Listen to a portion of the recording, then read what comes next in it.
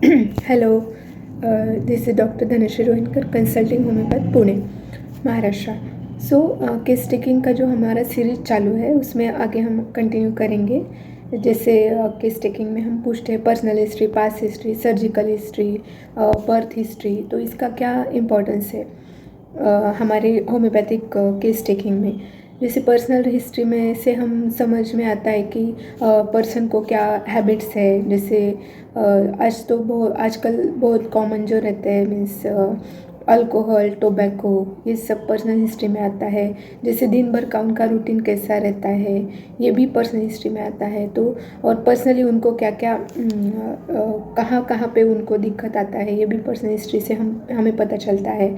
जैसे past history में कुछ डिसीजेस हुए थे क्या, तो उसका भी इम्पैक्ट रहता है। जैसे कोई कोई जो डिसीजेस के मेडिसिन रहते हैं उसके भी साइड इफ़ेक्ट्स की वजह से बहुत लोगों को दिक्कत हो जाती है। जैसे ओवर यूज़ ऑफ एंटीबायोटिक होने से गट प्रॉब्लम हो सकता है, डाइजेशन अफेक्ट हो सकता है, आईबीएस का भी प्रॉब्लम हो सकता है।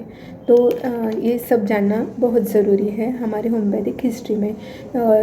बर्थ हिस्ट्री में से हमें ये पता चलता है कि whether the birth of a person और patient is from means normal delivery हुआ है या एलएससीएस जैसे सिजेरियन सेक्शन से हुआ है, तो क्यों सिजेरियन सेक्शन करना पड़ा था।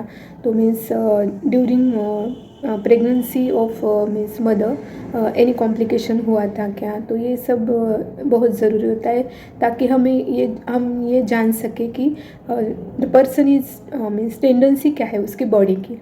क्योंकि बर्थ का जो हिस्ट्री होता है उससे बहुत सारी चीज़ें क्लियर हो जाती है।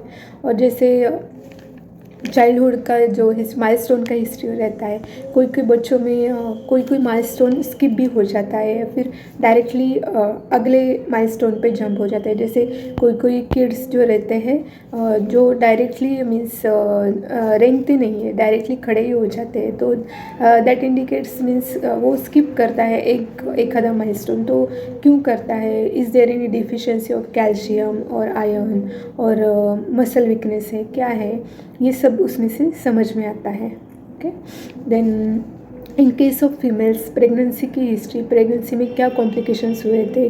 देन ऑब्स्टेट्रिक हिस्ट्री मीन्स कितने बच्चे हैं, फैमिली कंप्लीट हुआ है क्या, फैमिली प्लानिंग का सर्जरी हुआ है क्या, ये सब जानना ज़रूरी होता है ताकि हम मीन्स उनके जो उनको अगर कुछ गायनेक प्रॉब्लम है या ऑब्स्टेट्रिक प्रॉब्लम है या फिर मेंस्ट्रुअल साइकिल से कुछ रिलेटेड है, तो इसका कनेक्शन उनकी मीन्स जो ऑब्स्टेट्रिक या गायनेक हिस्ट्री है उसके साथ है क्या, ये हम जान सकते हैं। इसलिए ऑब्स्टेट्रिक गायनेक हिस्ट्री फीमेल्स की केस टेकिंग में बहुत ही इम्पॉर्टेंट है। और मेंस्ट्रुअल हिस्ट्री भी इम्पॉर्टेंट है। जैसे मीन्स फर्स्ट पीरियड कब आया था, प्यूबर्टी मीन्स मेनर के उसके साथ कुछ सिम्टम थे क्या, पहले से ही मीन्स रेगुलर है या इरेगुलर है, कैसा है, ये सब जानना ज़रूरी होता है ताकि हम आगे जाके कुछ प्रॉब्लम होने वाला है तो हमें उसकी हिस्ट्री से ही पता चल सकता है कि